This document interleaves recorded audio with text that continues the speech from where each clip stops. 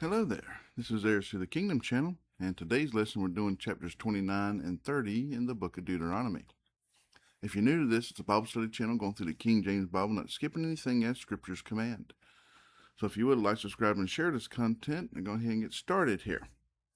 So yeah, last lesson went quite long, but it was a large chapter. Chapter 28 was by itself, so right now we're in the areas where Moses is speaking things that still apply today about obeying the word of the Lord, or curses will come upon you. A lot of those, America and Europe and a lot of places of the world that used to follow Christ, who quit following Christ, especially the ones who say they follow Christ but are hypocrites about it, these curses are happening. And so like the last we left off, it was into 28. It was talking about that you will lose your lands. You'll become bondmen and bondwomen to your enemies, but you nobody will buy you. Being a bond person means you become a slave, in a sense, a servant, and people buy you and you serve them. And you'll be so detested by the other people because of your hypocrisy that no one will even want you around. Now, if somebody doesn't buy you, you don't survive, because that's how it is. You're in an area, you have no food, clothing, or shelter. I don't care who you are. Like I always talk about, people think, oh, we live free. And like, you don't live free. You have to work. And a lot of people work jobs they don't want to work so that they can live. That's not living free. If you want to live free, you must serve the Lord. And then one day, when the earth is made new heavens, new earth, we will be made human again like the angels, and all our provisions will be provided for. You know, we get to live free. We'll have food, clothing, and shelter. All our provisions met. We'll have health. We'll have some tasks to do, but nothing like we do today. God always says his burden is light, his yoke is not heavy. His tasks are very simple, easy things to do, and that's it. You know, but even today, you have to work to live. Now, I got other people out there who says, well, these people don't work, they get to live. So, yeah, but they don't get heaven. They're cheating the system. They're robbing from people. You know, they don't want to work. Those people will not enter the kingdom. Scriptures speak about that already. Now, some people saying, I'd rather die than be a slave. And I'm like, yeah, okay. So that's one thing, dying in battle, when it's quite quick or this, that, and the other. But if you're dying starving to death, dying of the elements, laying in a ditch, dying of a fever, I tell you right now, that's a totally different thing. Your attitude will change real quickly. But anyways, we're still on this. Moses telling the people, be like this, do this, or these things will happen, blah, blah, blah. And then you have stuff that is just the Israelite law that's just for the Israelites, but then there's things for all humanity. But I said the curses are for everybody. It ain't just for the Israelites. That's why it's important for us to read Old and New Testaments. So let's get started here. Chapter 29, verse 1. And yeah, this lesson should not be as long as yesterday. So these are the words of the covenant which the Lord commanded Moses to make with the children of Israel in the land of Moab, beside the covenant which he made with them in Horeb. And Moses called unto all Israel and said unto them, Ye have seen all that the Lord did before your eyes in the land of Egypt unto Pharaoh and unto all his servants, and unto all his land. the great temptations which thine eyes have seen, the signs and those great miracles. Yet the Lord hath not given you an heart to perceive, and eyes to see, and ears to hear, unto this day. And I have led you 40 years in the wilderness. Your clothes are not waxen old upon you, and thy shoe is not waxing old upon thy foot. Here's the part I was talking about, their things did not wear out in 40 years, which is unheard of. That's a miracle all on its own. And so here we are talking about this like everything they had just lasted for 40 years with no wear and tear. And so that'll spoil you a little bit if you have 40 years never having to make new clothes or get new shoes or stuff. But continue on, verse 6. Ye have not eaten bread, neither have ye drunk wine or strong drink, that ye might know that I am the Lord your God. And when ye came unto this place, Sihon the king of Heshbon and Og the king of Bashan came out against us unto battle, and we smote them. And we took their land and gave it for an inheritance unto the Reubenites, and to the Gadites, and to the half tribe of Manasseh. Keep therefore the words of this covenant, and do them, that ye may prosper in all that ye do. Ye stand this day, all of you, before the Lord your God, your captains and your tribes, your elders and your officers, with all the men of Israel. Your little ones, your wives, and thy stranger that is in thy camp, from the hewer of thy wood unto the drawer of thy water, that thou shouldest enter into covenant with the Lord thy God, and unto his oath, which the Lord thy God maketh with thee this day, that he may establish thee today for a people unto himself, and that he may be unto thee a God, as he hath said unto thee, and as he hath sworn unto thy fathers, to Abraham, to Isaac, and to Jacob. Neither with you only do I make this covenant and this oath, but with him that standeth here with us this day before the Lord our God, and also with him that is not here with us this day. So think about that. It ain't just for, this covenant isn't just for the Israelites. If you take the oath of serving the Lord, these statutes, commandments, all this stuff is for anybody. So, like I said, a lot of this stuff in Old Testament applies to everybody still today. Only the specific stuff for the Israelites is for the Israelite law that no longer stands. Let's continue on here, 16. For ye know how we have dwelt in the land of Egypt, and how we came through the nations which ye passed by. And ye have seen their abominations and their idols, wood and stone, silver and gold, which were among them. Lest there should be among you man or woman or family or tribe, whose heart turneth away this day from the Lord our God, to go and serve the gods of these nations, lest there should be among you a root that beareth gall and wormwood. And it come to pass, when he heareth the words of this curse, that he bless himself in his heart, saying, I shall have peace, though I walk in the imagination of mine heart, so add drunkenness to thirst. So to add drunkenness to thirst.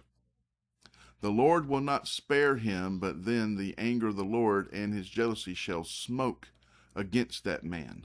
And all the curses that are written in this book shall lie upon him, and the Lord shall blot out his name from under heaven. I said these curses apply to everybody. It didn't say just Israelite. Here's talking about, it goes to everybody. Like I said, these things still stand today. 21. And the Lord shall separate him unto evil out of all the tribes of Israel, according to all the curses of the covenant that are written in this book of the law. Now here you replace the word Israel with Christians, and then it starts to make more sense. When you do evil in the eyes of God, doesn't matter if you go to churches, doesn't matter if you were saved at one time, you turn back to the world, he will separate evil out of all the congregation of Christianity, so on and so forth. I said, It's the easiest way to read this and understand of how it still applies today in a lot of these areas. And a lot of people just don't get it. I'm hoping they do, because Jesus never took the rules for woman, man, children, society, the justice system, leaders, followers, servants, whatever else. He never took any of these rules away. Nowhere did he ever take them away. Jesus added stuff to them. Says now the sacrifices and all these specific stuff, dietary laws and all that, just for the Israelites, that's gone. But all the other stuff still stands. I mean, it's the same thing with the 10 Commandments. That was for the Israelites, but it's also for the whole world. We're still under them today. Jesus said so. Let's continue on 22.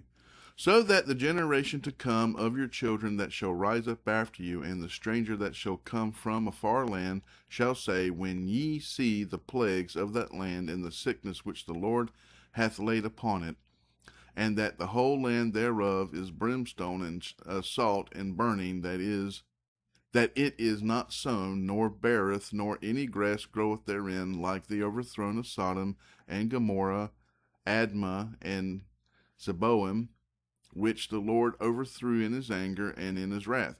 Even all nations shall say, wherefore hath the Lord done thus unto this land? What meaneth the heat of this great anger? So when the Lord casts people out of areas and stuff, he's going to destroy the land as well, make it useless. For a time, Israel used to be that way, a barren wasteland, and now it's thriving again because God's people came back. God gave it back to them again. Now, something just hit me about all this, these curses. Like I said, we're still under them today. And if you bring a curse upon yourself, God says that he's going to blot out your name from under heaven. Not from out of heaven, just from earth. I'm the last of my grandfather. My grandfather had 2 sons. Both of them passed away, and I'm the only male. And I never got to have any children. Supposedly, everyone says my grandfather was a very evil man. His name's going to be blotted out. Because when I go, that's it. His lineage is gone. We got other people out there, men not being able to have children, this, that, and the other and stuff. And guess what? It's people allowing sins to come into the nation, is bringing the curses upon them. And so eventually it's just going to weed out and be gone. You have men that do have children today, but the children don't have their last name. They're not being raised by them, so their name's still being blotted out. Your lineage may still be there, but the name's being taken away. Why? It's because America and other nations like this quit serving the Lord. If you want to fix America, you must, turn the country back to Christ. And then God will fix everything else. But anyways, let's continue on here. Oh, yeah, one more. Verse 25. Then men shall say, because they have forsaken the covenant of the Lord God of their fathers, which he made with them when he brought them forth out of the land of Egypt. Like for America, you can say, hey, we brought these people out of other lands of tyranny and made another nation. America is almost like an Israelite story to a sense. That, hey, we started a new land, but they were kind of people that were destructive and everything else in the land. Not so much today. I mean, they're still in the land. They're not a thorn in our side or anything else. But at the time, the way the Indians lived were very savage with each other and everyone else around them. And, there was a lack of communication, all this other stuff that caused all that. But anyways, God blessed America in being built because Americans served Christ. But, now God's forsaken us. Why? Because as a majority, this country walked away from him. Verse 26. For they went and served other gods. Ding, ding, ding. What do we have from today, Johnny? And worshipped them gods, who they knew not, and whom they had not given unto them. And the anger of the Lord was kindled against this land to bring upon it all the curses that are written in this book. And the Lord rooted them out of their land in anger and in wrath and in great indignation, and cast them into other land, as it is this day. The secret things belong unto the Lord our God, but those things which are revealed belong unto us and to our children forever, that we may do all the words of this law. Chapter 30. And it shall come to pass, when all these things are come unto thee, the blessing and the curse which I have set before thee, and thou shalt call them to mind among all the nations whither the Lord thy God hath driven thee, and shalt return unto the Lord thy God, and shalt obey his voice according to all that I command thee this day, thou and thy children, with all thine heart and with all thy soul, that then the Lord thy God will turn thy captivity and thy compassion upon thee, and will return and gather thee from the nations whither the Lord thy God hath scattered thee. If any of thine be driven out into the utmost parts of heaven, from thence will the Lord thy God gather thee, and from thence will he fetch thee. And the Lord thy God will bring thee into the land which thy fathers possessed, and thou shalt possess it, and he will do thee good, and multiply thee above thy fathers. And the Lord thy God will circumcise thine heart and the heart of thy seed, to love the Lord thy God with all thine heart and with all thy soul, and that they mayest live. And the Lord thy God will put all these curses upon thine enemies, and on them that hate thee, which persecute thee. So as long as we're not serving the Lord, our enemy is going to be allowed, the curse is going to come upon us, and the enemy is going to be allowed to take us over. And if we turn back to the Lord, then he reverses it and put the curses on the enemies, and we get our land back. You know, our nation or whatever else, however you want to say it, your civilization, your society, your community, whatever, it all adds together. But verse 8, and thou shalt return and obey the voice of the Lord, and do all his commandments which I command thee this day. And the Lord thy God will make thee plenteous in every work of thine hand, in the fruit of thy body, and in the fruit of thy cattle, and in the fruit of thy land, for good. For the Lord will again rejoice over thee for good, as he rejoiced over thy fathers.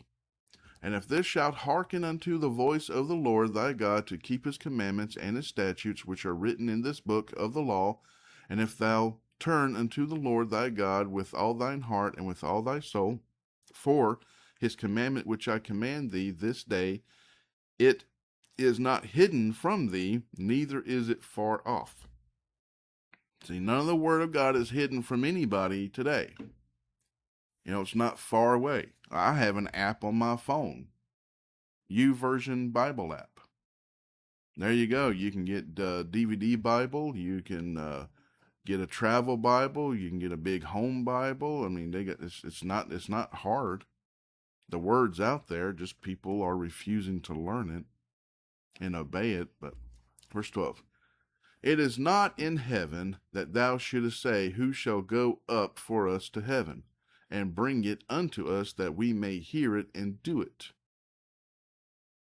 You know, the word is like, you know, we need someone from heaven to come down to tell us the word, so we hear it. It's like, no, it's right here. Here you go. You know, God's already given his word, and he does it through men that serve him. That's how we have the Bible today. So let's continue on. 13. Neither is it beyond the sea that thou shouldest say, who shall go over the sea for us and bring it unto us, that we may hear it and do it? But the word is very nigh unto thee, in thy mouth and in thy heart, and thou mayest do it.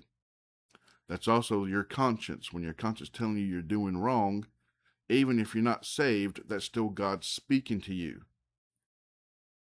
If you disobey, you know, your conscience, that we call it today, well, you're disobeying the Lord. Your conscience only tells you to do righteous things, never never worldly things. Verse 15. See, I have set before thee this day life and good, and death and evil. In that I command thee this day to love the Lord thy God, to walk in his ways, and to keep his commandments, and his statutes, and his judgments, that thou mayest live and multiply, and the Lord thy God shall bless thee in the land whither thou goest to possess it. But if thine heart turn away, so that thou wilt not hear, but shalt be drawn away, and worship other gods, and serve them, I denounce unto you this day that ye shall surely perish, and that ye shall not prolong your days upon the land whither thou passest over Jordan to go to possess it. This is for any nation who once served the Lord, whether it's crossing over Jordan or not. As for America, people crossed over the seas to get to the land, stuff like that. And it's like, as long as this nation served the word of God, it was blessed. But as soon as it started turning away, the blessings were starting to fall away. And now it's the majority of the country is, I still think there's probably maybe less than 20% of Americans that actually serve Christ properly today. And so that means, that's a bad number. You got a lot of people who call themselves Christians, a lot of, worldly women wearing crosses around their neck and cross earrings and this, that, and the other, saying, look, I go wearing crosses, I'm a Christian. I'm like, you don't live it, you don't act it, you don't read it, you just like to say it. And that does not make you a Christian. And so, I think it's slowly turning around though, but we shall see. Verse 19. I call heaven and earth to record this day against you, that I have set before you life and death, blessing and cursing. Therefore choose life, that both thou and thy seed may live, that thou mayest love the Lord thy God, and that thou mayest obey his voice, and that thou mayest cleave unto him, for he is thy life and the length of thy days, that thou mayest dwell in the land which the Lord sware unto thy fathers, to Abraham, to Isaac, and to Jacob, to give him. Now you got to remember, we're adopted children through Christ to be children of Abraham. That's in New Testament too. We're part of the Israelite tree. So the land where we went to possess it, same thing. Whomever serves the Lord will be a part of the Israelite tree, and God will bless them. If you turn away from the Lord, he will curse you, plain and simple. And that's the end of this lesson today. So I think there's a lot of people out here listening to this. You need to, you probably got things to pray about. I'm not making this stuff up. You're reading the word for yourself. But you got a lot of people, that's just for the Israelites. No, that's for everybody. Christ already said what he changed. And if he didn't say he changed it, it didn't change. Period. And Christ never took the curses away. Never did he take those away. The punishments for being disobedient. Never did he take those away. In fact, he added to it. So, always pray. Pray for the lost. Pray for the found. Pray for yourself. Pray for others. Pray for all people, all nations, everywhere, about everything.